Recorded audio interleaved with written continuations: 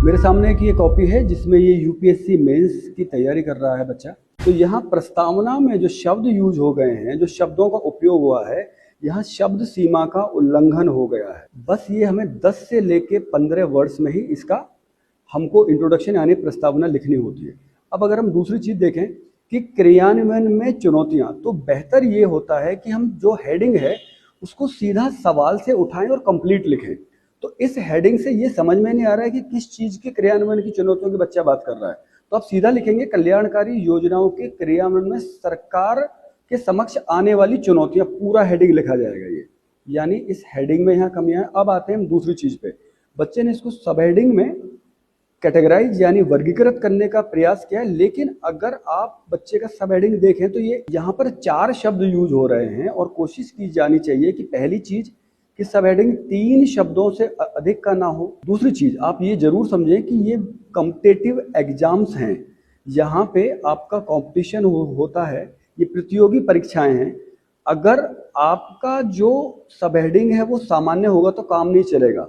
तो हम बच्चों को सिखाते हैं कि कैसे आप रिदमिक कीवर्ड यानी अच्छे कीवर्ड की सहायता से अपने सब हेडिंग दे। तो जैसे बच्चे लिखे अभिवर्ती व्यवहार में कमी, तो ये बहुत बड़ा है, ठीक है। तो अब इसका एक अच्छा सब हेडिंग क्या बन सकता है? व्यवहारिक अव्यवहार्यता, व्यवहारिक अव्यवहार्यता। तो ये हमने यहाँ पे सब हेडिंग दे दिया अच्छा सा। उसके बाद में हम बता सकते हैं कि अभिवर्ती व्यवहार में विभिन्न स्तरों पर कार्यपालकों का ऋणात्मक अभिवर्ती।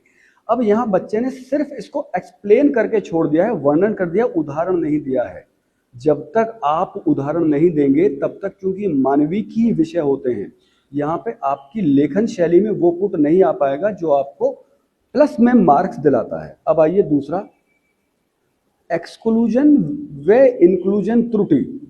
अब ये सब हेडिंग फिर भी ठीक है, विभिन्न योजनाओं में ये बिल्कुल परफेक्ट लिखा है।